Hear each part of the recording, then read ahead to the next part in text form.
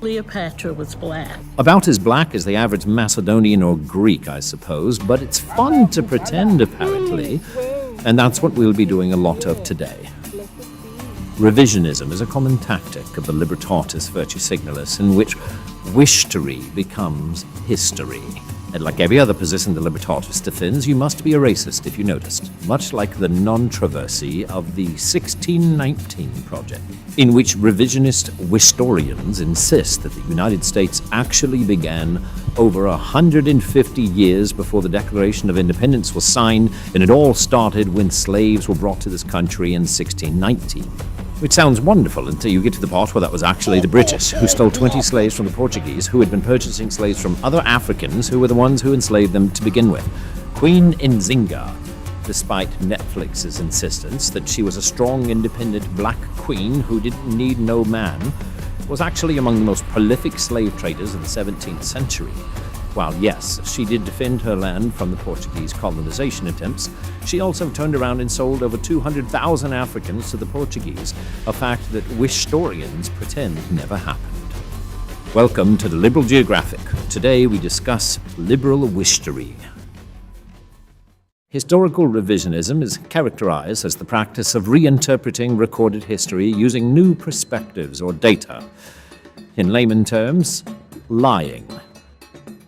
Not wanting to be shackled to the constricting nature of consistency and truth, the Libretardis has engaged in a multitude of revisionist practices, muddying the waters of the delineations of established fact and science. What exactly is a woman? Well, for me, it's actually a really simple answer, and that's a person who identifies as a woman. It's worth noting that this is a college professor who cannot define the word woman without using the word woman, which is the definition of circular logic. And just in case you're laboring under the delusion that this is an anecdotal incident and that nobody else believes this. As a woman. What is a woman? A woman is somebody who presents as our social conception of womanhood. Can you tell me what a woman is? No, I can't. A woman is a person who says she is. What is a woman? What is a woman is the question. I'm not sure I understand the question. Can you provide a definition for the word woman? Not in this context. So I'm not a biologist. This is like saying if you're not a botanist, you can't tell me what a fucking tree is. What is a woman? I think a woman is somebody who identifies as a woman. You don't know what a woman is? A woman is someone who defines as a woman, period. All right. So, we define gender as a set of preferences that you have. What is a woman? Okay, I can see where we have labored the point here. I concede that we have beaten this horse into oblivion. So let's move on to the next word that the Libertardis have fabricated a new definition for.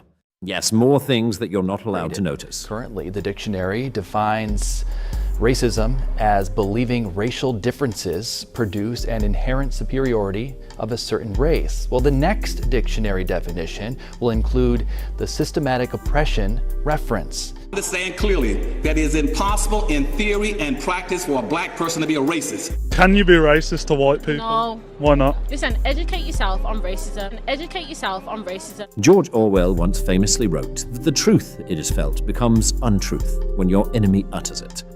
Never has this felt more prevalent than in modern day, where the Libretardis VirtuSignalis seems to have had the run of things for quite a while, especially in places like Britain, or Englandistan, if you want to go there, where they have been allowed to run rampant in defining for themselves what constitutes as wrong think. In fact, the mayor of London seems to view Orwell's dystopian works as a training manual as he engages in doublespeak to defend literal child grooming.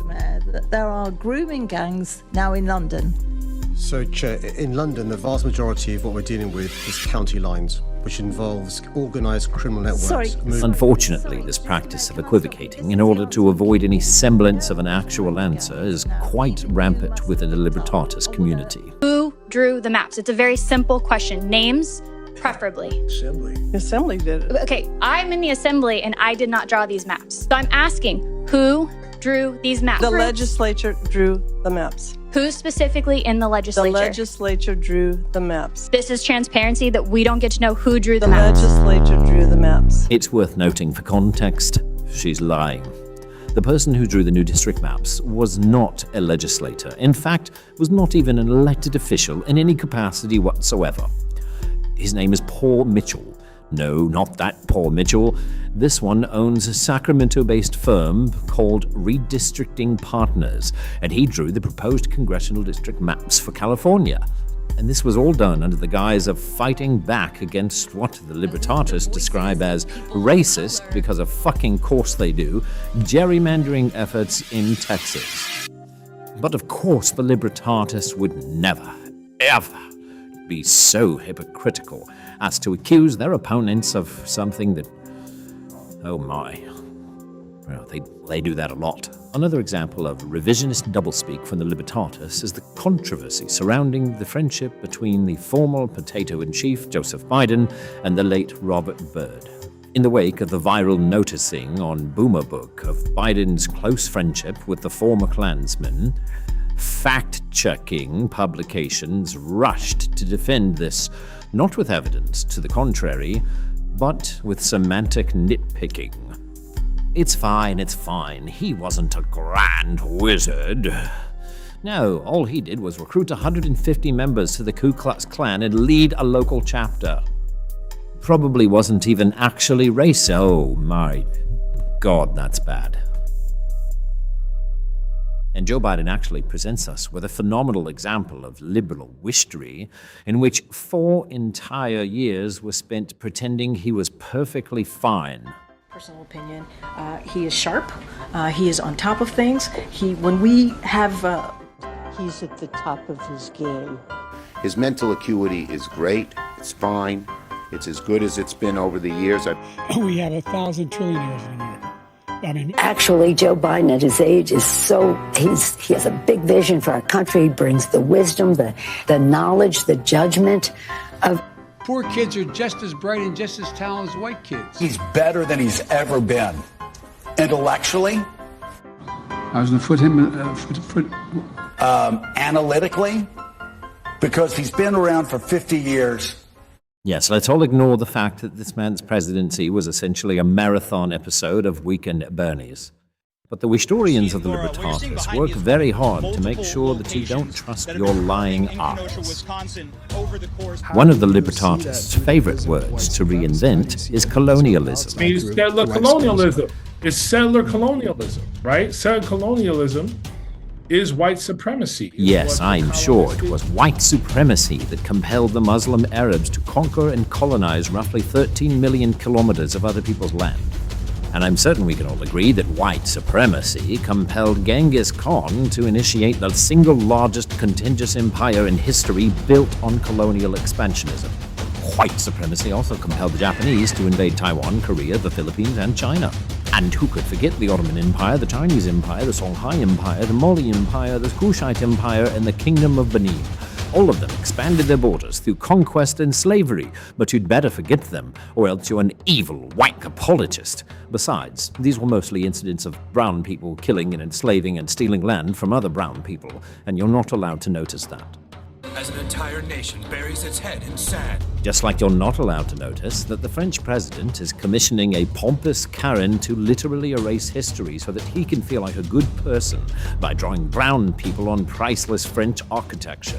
And of course, you're also not allowed to notice the effects of mass migration in Europe or black-on-black crime in America. The myth of black-on-black crime is a product of scientific racism. You see, the Libretardis believe that black-on-black murder is a myth. It's not happening. And the reason that it is happening is because white people being racist compels black people to kill each other. So because racism, it isn't happening, but it's white people's fault that it is happening, and oh my God, I just had an aneurysm. Thank you for watching this installment of the Liberal Geographic, and thank you to our subscriber Lundy14 for suggesting this topic.